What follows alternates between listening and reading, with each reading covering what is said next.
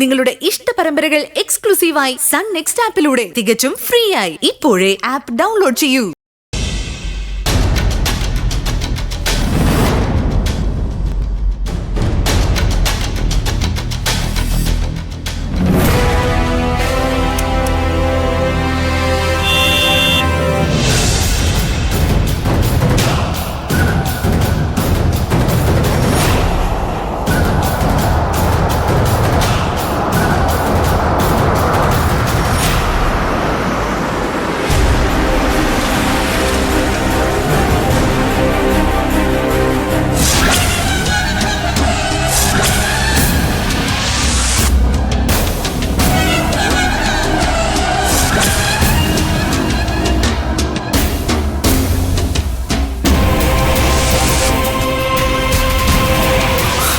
ഗോപാൽജി,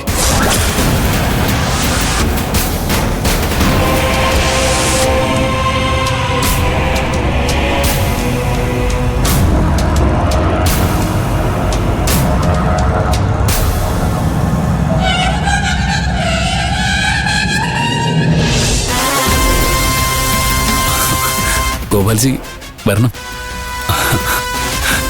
കണ്ടിട്ട് കുറെ കാലമായില്ലേ? നിനക്കൊരു മാറ്റമില്ല കേട്ടോ. പക്ഷേ ഗോപാൽജി ഒരുപാട് മാറി. ഞാൻ എത്തിയെന്നറിഞ്ഞിട്ടും നീ വീട്ടിലേക്കൊന്നും വന്നില്ലല്ലോ. അതിന് ഗോപാൽജി വരുന്ന വിവരം എന്നെ അറിയിച്ചില്ലല്ലോ. മഞ്ജു പറഞ്ഞപ്പോഴാ ഗോപാൽജി എത്തിയ വിവരം ഞാൻ അറിഞ്ഞത്. എല്ലാം വളരെ പെട്ടെന്നായതുകൊണ്ട് നിന്നെ ഒന്ന് അറിയിക്കാനും പറ്റിയില്ല. ശാലിനിയുടെ പ്രശ്നം കൈവിട്ടു പോകുന്നുള്ള അവസ്ഥയിലായി. നീ അതിൽ ഇടപെടില്ല എന്ന് തീരുമാനിച്ച സ്ഥിതിക്ക് എനിക്ക് പിന്നെ വേറെ വഴിയൊന്നുമില്ലല്ലോ. സഞ്ജുവിനെയും ശാലിനിയെയും നീ കൈയൊഴിഞ്ഞു എന്ന് എനിക്കറിയാം. നിനക്കതിന് നിന്റേതായിട്ടുള്ള ന്യായങ്ങളും കാണും. അതിന് ഞാൻ ചോദ്യം ചെയ്യുന്നൊന്നുമില്ല. പക്ഷേ എനിക്കെന്റെ മക്കളെ കൈവിടാൻ കഴിയില്ലല്ലോ. അവരെ രക്ഷിക്കാൻ ഏതറ്റം വരെ പോകേണ്ടി വന്നാലും ഞാനത് ചെയ്യും.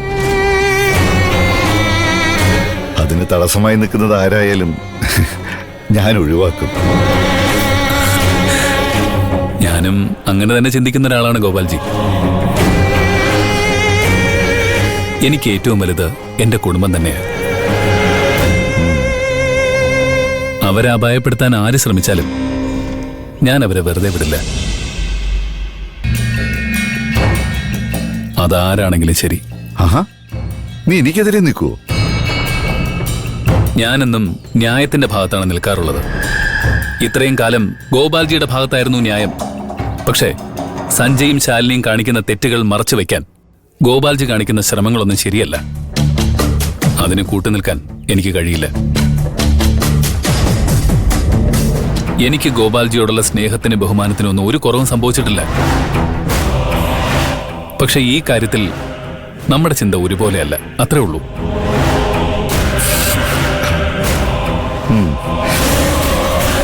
ശരി, നീ ഏതായാലും എന്നെ കാണാൻ വരാത്ത സ്ഥിതിക്ക് നിന്നെ ഇങ്ങോട്ട് വന്ന് കാണാന്ന് കരുതി. കണ്ടു, സന്തോഷമായി. ഇനി ഞാൻ പോട്ടെ. അല്ല, ഇതുവരെ ഒന്ന് വന്ന സ്ഥിതിക്ക് വീട്ടിലൊന്ന് കയറിയിട്ട് പോകാം ഗോപാൽജി. എന്നാ ശരി. സ്വപ്നയും ഭാനുമതിയൊക്കെ കണ്ടിട്ട് കുറച്ചായില്ലേ? ഗോപാൽജി വരും. ഇരിക്കണം ഗോപാൽജി. അമ്മേ, ഇത് ആരാ വന്നിരിക്കുന്നത് നോക്കി. നമസ്കാരം. നമസ്തേ. ആ, സുഖമല്ലേ ഭാനുമതി? ദൈവം സഹായിച്ച കുഴപ്പമൊന്നുമില്ല. ആ, മഞ്ജുവായിട്ടുള്ള പ്രശ്നങ്ങളെല്ലാം പരിഹരിച്ചു അല്ലേ? ഗിരിയുടെ കല്യാണം കഴിഞ്ഞപ്പോ ഈ കുടുംബത്തിൽ ഒരുപാട് പ്രശ്നങ്ങൾ ഉണ്ടാവുമെന്ന് ഞാൻ പേടിച്ചിരുന്നു. പക്ഷെ ദൈവാനുഗ്രഹം എല്ലാം പെട്ടെന്ന് പരിഹരിച്ചല്ലോ. നന്നായി.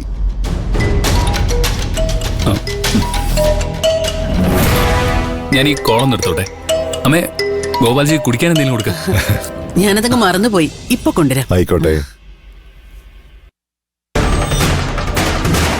എങ്ങനെ പോകുന്നു മോളെ പഠിപ്പൊക്കെ? കുഴപ്പമൊന്നുമില്ല ഗോപാൽജി. കുറെ പരീക്ഷകൾ തോറ്റതുകൊണ്ട് സപ്ലി എഴുതാൻ മാത്രമേ സമയം കാണുള്ളൂ അല്ലേ? ഇങ്ങനെ പഠിപ്പിലുഴപ്പിയ നല്ല ജോലി വല്ലതും കിട്ടുമോ? അതോ ഏതെങ്കിലും കാശുള്ള വീട്ടിലെ പയ്യനെ കല്യാണം കഴിച്ച് വീട്ടമ്മയായിട്ട് കഴിയാനുള്ള പ്ലാനാണോ? അതും നല്ലൊരു പ്ലാനാ. പക്ഷേ അതെന്റെ മകന്റെ അടുത്ത് വേണ്ട.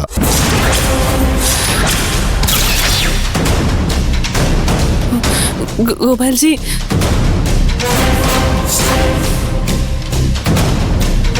നീയും സഞ്ജുവും തമ്മിലുള്ള ചുറ്റിക്കളിയൊക്കെ എനിക്ക് നന്നായിട്ട് അറിയാം. അങ്ങനെ എന്തെങ്കിലും ആഗ്രഹം നിന്റെ മനസ്സിലുണ്ടെങ്കിൽ അതങ്ങ് കളഞ്ഞേക്ക്. അവനെ ഞാൻ വളർത്തി വലുതാക്കി ഈ നിലയിൽ എത്തിച്ചത് നിന്നെ പോലെ ഒരുത്തിയെ കെട്ടിക്കാൻ വേണ്ടിയിട്ടൊന്നുമല്ല. അവന് ചേർന്ന് ഒരു കുടുംബത്തിൽ പിറന്ന പെൺകുട്ടിയെ ഞാൻ കണ്ടുപിടിച്ച് കല്യാണം കഴിച്ചു കൊടുത്തോളാം. അതിനിടയ്ക്ക് നീ വെറുതെ പ്രശ്നം ഉണ്ടാക്കാൻ വരരുത്. ഇനിയും നീ അവന്റെ പിറകെ നടന്ന എന്റെ മുന്നില് നിന്നെ ഒഴിവാക്കാന്നല്ലാതെ വേറെ വഴിയൊന്നും ഉണ്ടാവില്ല. അയ്യോ, അങ്ങനെയൊന്നും ചിന്തിക്കേണ്ട കാര്യമില്ല ഗോപാൽജി. ഞങ്ങൾ തമ്മിൽ അങ്ങനെ സീരിയസ് ആയിട്ടൊന്നുമില്ല. സഞ്ജു ഞാനും തമ്മില് വെറും ഫ്രണ്ട്ഷിപ്പ് മാത്രമേ ഉള്ളൂ. അങ്ങനെ മാത്രമായിട്ട് തുടർന്ന നിനക്ക് കൊള്ളാം. നീ ഗിരിയുടെ പെങ്ങളായതുകൊണ്ട് മാത്രമാ ഞാൻ ഇത്രയും മാന്യമായിട്ട് സംസാരിക്കുന്നേ. ഇനി എന്നിൽ നിന്നും ഈ മാന്യത നീ പ്രതീക്ഷിക്കണ്ട.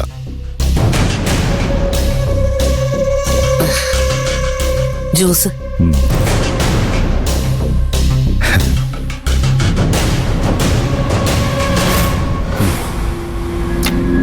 എന്നാ പിന്നെ ഞാൻ ഇറങ്ങട്ടെ ഗിരി. ഇത്ര പെട്ടെന്നോ? സമയം തീരെ ഇല്ല മോനെ. മഞ്ജുവിനോട് എന്റെ അന്വേഷണം പറഞ്ഞേക്ക്. ശരി ഗോപാൽജി.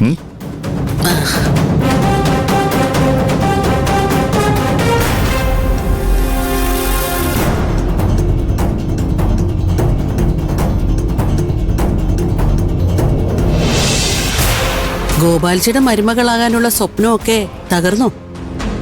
എല്ലാം ഒളിഞ്ഞിരുന്ന് കേൾക്കുമായിരുന്നല്ലേ? എല്ലാം കേട്ടില്ല. നീയും സഞ്ജുവും വെറും കൂട്ടുകാരാണെന്ന് പറയുന്നതും ഗോപാൽജി നിനക്ക് താക്കീത് നൽകുന്നതും കേട്ടു. അത് പോരെ? എന്തായാലും സഞ്ജുവുമായിട്ട് അകലം പാലിച്ചോ. ഇല്ലെങ്കിൽ ഗോപാൽജി പറഞ്ഞതുപോലെ എന്തെങ്കിലും കടന്ന കൈ അങ്ങേര് പ്രയോഗിക്കും.